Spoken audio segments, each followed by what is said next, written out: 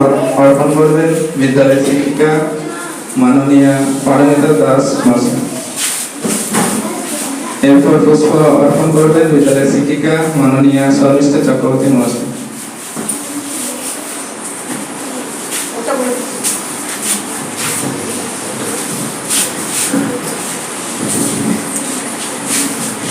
এরপর পুষ্পার্ঘ্য অর্পণ করবেন মাননীয় শিক্ষক মহাশয় মিলন সেন।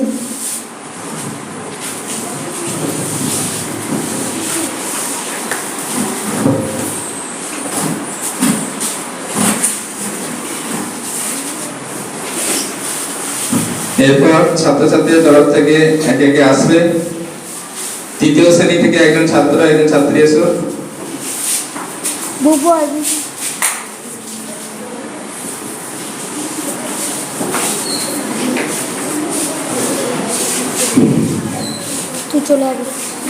চতুর্থ শ্রেণী থেকে একজন ছাত্র একজন ছাত্রী।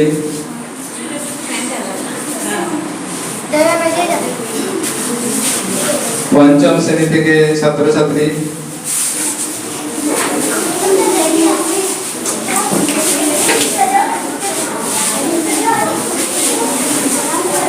উপস্থিত আছে বিদ্যালয়ের প্রাক্তন ছাত্র জিয়ান শেখ, পুষ্প অর্পণ করবে। চলে এসো। সুরজিৎ ভাবে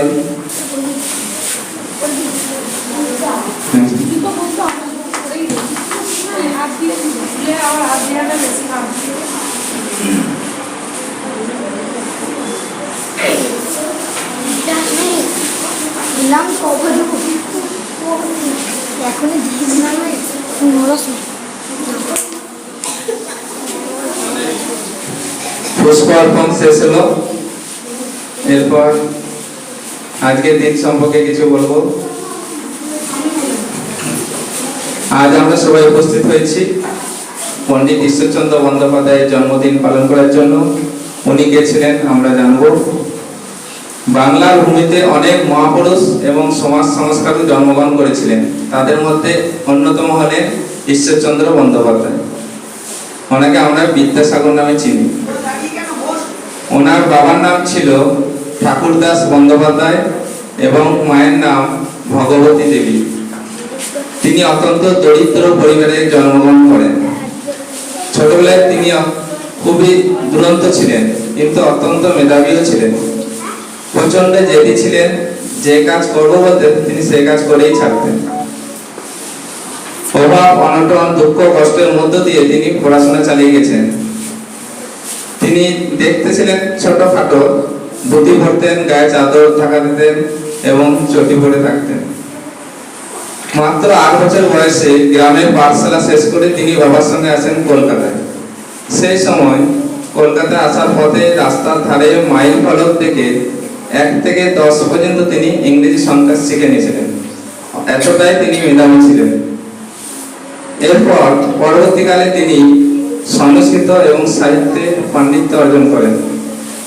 পরবর্তীকালে তিনি কলেজে অধ্যক্ষ হয়েছিলেন। তারপর তিনি অনেক গ্রন্থ রচনা করেছিলেন ছোট ছোট শিশুদের জন্য।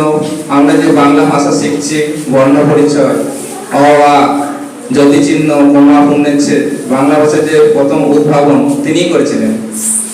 তিনি না থাকলে আমরা বাংলা ভাষাটা জানতেই পারতাম না।